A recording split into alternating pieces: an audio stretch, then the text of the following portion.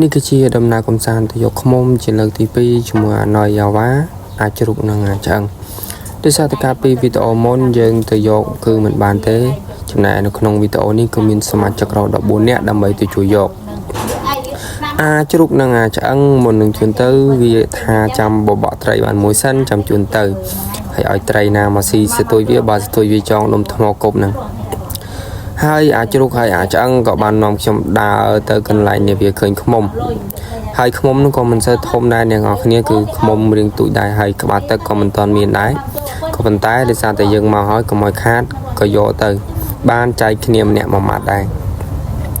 បន្ទាប់ពីយើងពិនិត្យមើលឃ្មុំម្ដងហើយម្ដងទៀតហើយពួកយើងក៏នាំគ្នាទៅបោចកាច់រាំងស្មៅដែលនៅលើភ្លៅនិងការ៉ុងយកមករុំដើម្បីរោលឲ្យវាទន់តនិច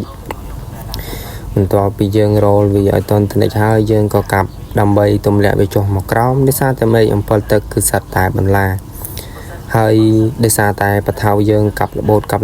អា3អ្នកនេះវាឃើញសែងរឹងនៅនឹងមាត់ស្រះយើងក៏នឹកឃើញថាយកសែងរឹងដើម្បីមកទាញបលុំវាចុះមកក្រោមដើម្បីងាយស្រួលក្នុងការយកសម្បុកឃ្មុំបន្ទាប់ពីយើងបលុំបានជោគជ័យហើយយើងក៏ចាប់ផ្ដើមយកឃ្មុំមកចែកគ្នាហូបឆ្ងាញ់អត់ឆ្ងាញ់អាពេលនេះပွာកំសាច់នេះរត់លឿនចៃហើយ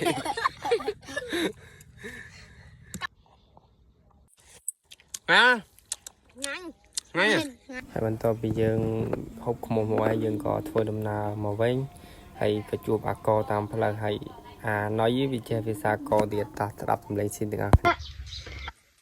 វាចោលតាមយើងតែដល់វាខកទេខ្ញុំអើយវាឆ្អល់លក់เอาក្នុងវីដេអូទៀត